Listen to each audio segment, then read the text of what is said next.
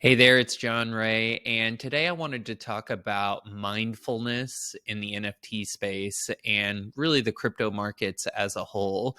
I've been in crypto since about June of last year. And of course, a year in crypto seems like a decade or longer. And one of the biggest things that has come up for me and the people that I'm close with in the crypto markets is that there can be so much information that you feel like you have to consume that you can actually start to develop anxiety and overwhelm and be staying up late into all hours of the night, waking up early. Like, if you're excited about it and that feels positive, then that can be a really cool thing to share. Like, that enthusiasm can be powerful. However, if it feels negative, if it feels like those feelings are too much, if you're getting into a place where you're almost feel like you're going to hyperventilate, or you feel constantly like you're missing something, you're going to miss out on something, like the opportunities are eluding you,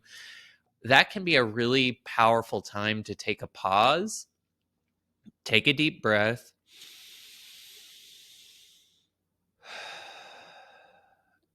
and really develop a mindfulness practice. And so, one of the things that I'm going to start doing is putting out some Twitter threads, just some ideas around how I feel mindfulness fits into the crypto space. Later on in this video, I'll also share a couple of NFT um, I guess, consultants or influencers who I feel have a really balanced approach to the markets and how they analyze projects. And we'll go through a little bit of that. But this Twitter thread, you can follow me at John Ray. I start by just talking about how mindfulness in the NFT space is really something that's going to make you a more astute trader, collector, and community member. And there's always going to be more projects than you can ever possibly research. And so we want to make sure that we're not letting that amount of information keep us down or agitate us in any real way, because being successful in crypto, NFTs, really in any venture, is going to require that we have our wits about us. We need to be able to see the right data points at the right time. That's a big part of being a successful crypto trader, collector, etc. And when you're stressed out, burnt out, anxiety-ridden, it's really easy to miss valuable information, even if it's right in front of you. And so finding that balance is super important so that we can see what we need to see. And the big feelings that come up when we've got 100 discords open, 1,000 Twitter notifications pinging at us, every moment, that's a signal. That anxiety, those big feelings, are a signal to pause, take that deep breath,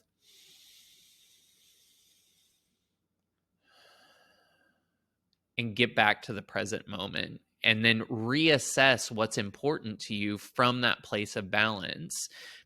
Fear of missing out creates a layer of kind of temporary blindness that leads to poor decision making and really impulsive action. And that is not a successful strategy for crypto, NFTs, or anything in your life.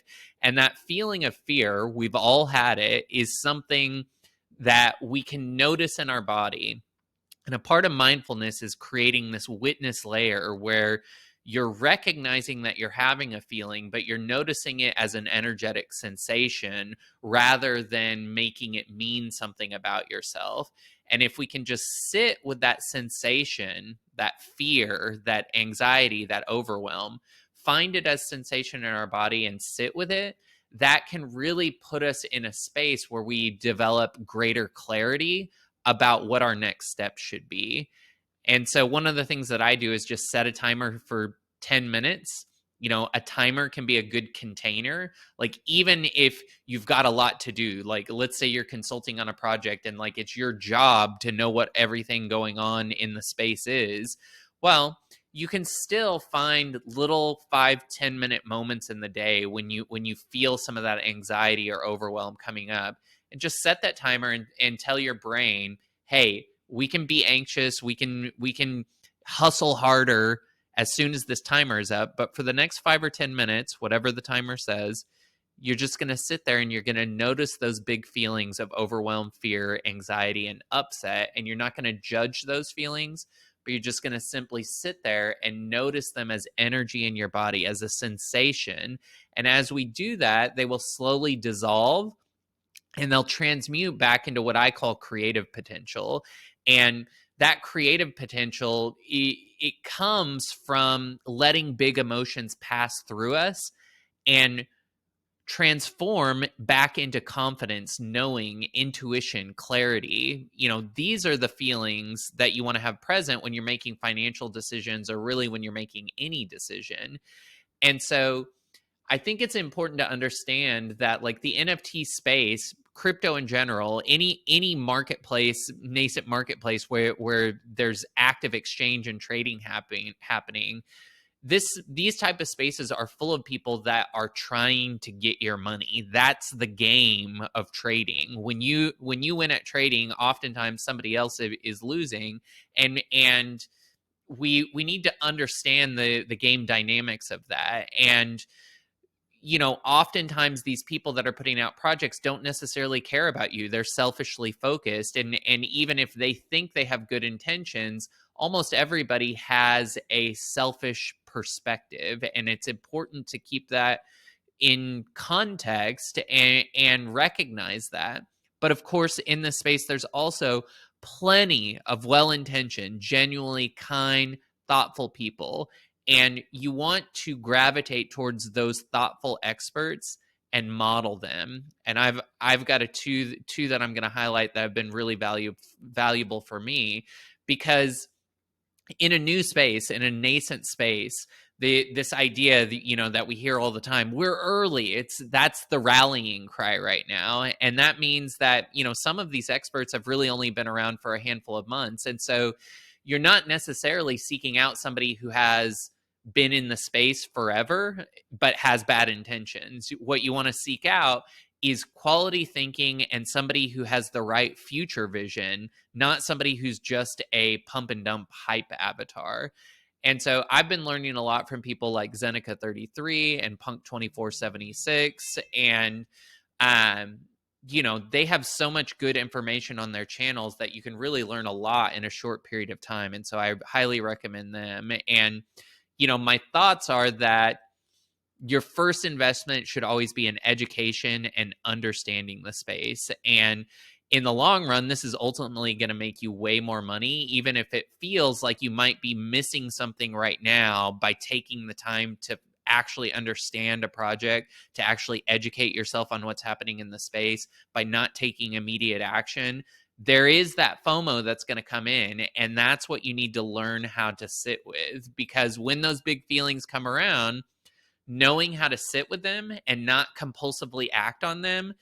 And you can do that by setting a timer, counting to 10, finding balance in your body. Then you make a choice from that place of balance. Then you take your action.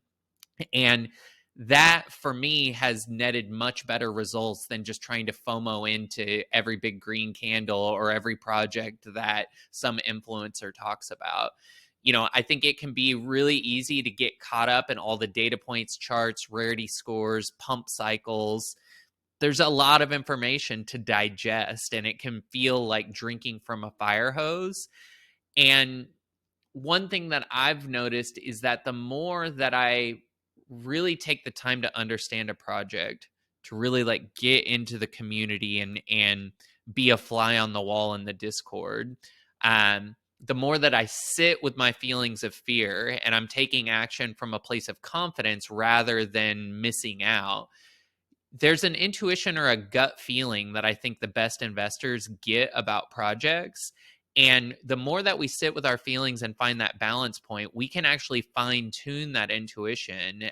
And we do that by practicing mindfulness and noticing what's happening in our body, learning to trust what the signals that our body is giving us. And in a new space like NFT, where every day feels like 3 months, I get it. Like, watching my videos about taking a pause can sometimes feel annoying or feel counterintuitive. Like, practicing pausing feels like almost the opposite of what you should be doing. But if we don't take that time to recalibrate each day, then the anxiety of NFTs and the crypto space can really become all consuming, and it can become detrimental to our personal lives, our business lives. You know, we become an addict, and in that addictive compulsive energy, we end up making choices that don't serve us long term. And most of the people that I meet who are seeking financial success, it's because they equate financial success to some kind of freedom. And, you know, anybody who says money isn't going to give you freedom is lying. Like, money does give you a certain level of freedom, but you can have a lot of money and not feel free because you're still trapped in your compulsions. And for me, freedom is about sovereignty of being, thought, and action, which means that I can pick something that I want and then move towards it and actualize it. You know, being able to choose what's right for you when it's right for you, that's really true freedom. And you can have that before you have financial freedom. That sovereignty is available to each of us right now in the present moment. And so if your life is being run by compulsion and anxiety, which in many moments of the life of my past, you know, experience, I've felt that compulsion and anxiety running my life, that's not freedom, and it never will be. And so I think that's important to keep in context, because of course NFTs are an incredible technology. There are some truly beautiful people in this space. There's amazing artwork, creativity, ingenuity. But making sure that your priorities and your focus are on your well-being, your health. You know, when I shifted my focus from how can I make as much money as possible in this space to how can I contribute value to the communities that I'm in, to the people that I'm consulting with, and really to my own personal well-being, the paradox of that pausing was that I actually started to make more money because I developed a deeper understanding of the space and a deeper way of understanding the projects that I was investing in. And, you know, there's a lot of truth to, we're going to get back what we put out. And so for me, as a mindfulness enthusiast and entrepreneurial consultant, I am going to be hosting meditations and conversations about the power of finding that balance in your mind, body, and heart, and how that gives us access to be able to see things that maybe other people can't see, and seeing the data points that others can't see, you know, finding and strengthening that intuitive muscle. Those are the game-changing abilities that are going to allow you to make money in the space and to really contribute to the projects that you're a part of. And it's just refreshing qualities to have in a space that sometimes can be viewed as being kind of void of any genuine emotions other than fear, FOMO, and FUD. So, you know, it's fun to develop an intuition and a clarity and a confidence in your own thinking. And for me, mindfulness, noticing the sensations that are happening in my body, has been a really great way to do that. So if you've felt some of that overwhelm and anxiety as you've been in the markets, as you've been exploring NFTs, I think we all have from time to time in this space. I just encourage you to follow me on Twitter at John Ray, or to subscribe and like some of the content here on YouTube, so that the algorithm will start showing you some of these conversations that I want to have around mindfulness in the crypto space. And I guess I'll just finish with a reminder that, you know, on today's non-fungibles, they show only 83,000 active wallets holding an NFT. And I believe the last time I checked, there were over 77 million crypto wallets. So that rallying cry of "we're early," you know, that really is based in fact. And there are going to be so many opportunities over the next 6 to 18 months that it is okay to pause for a second, rebalance, recalibrate, find yourself and your priorities again, and then act from that renewed place of confidence and clarity. So I'm John Ray. I'd love to have you as a subscriber and as part of these conversations. The people who have really contributed a lot of value to my own study are Punk2476 on Twitter. There's a great pinned thread that she has on what she's looking for when she's investing in a 10,000 collectible NFT project. I highly encourage that you go through that thread. And then Zeneca33's Substack, which is zeneca33.substack.com. His letters, I would encourage you to read these in their entirety, all 20 of them, or however many are present when you come to the site, because this is an invaluable look at Zeneca 33's 9-month journey through the crypto NFT space and all of the lessons that he's learned, and basically how he became one of the I would say leading voices, or at least one of the most mindful voices in the space on what NFT means for the future. So highly recommend that. Anyhow, I appreciate you tuning in, and we'll see you in the next one. Bye.